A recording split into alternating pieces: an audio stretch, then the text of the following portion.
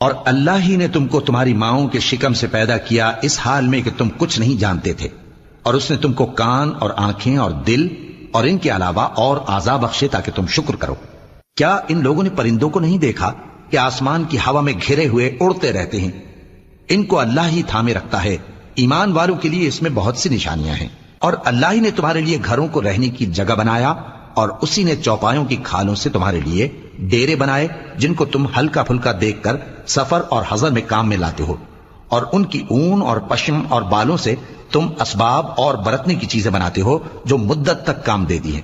اور اللہ ہی نے تمہارے آرام کے لیے اپنی پیدا کی ہوئی چیزوں کے سائے بنائے، اور پہاڑوں میں غار بنائے، اور تمہارے لیے کرتے بنائے جو تم کو گرمی سے بچائیں، اور ایسے کرتے بھی جو تم کو اسلحہ جنگ کے ضرر سے محفوظ رکھیں۔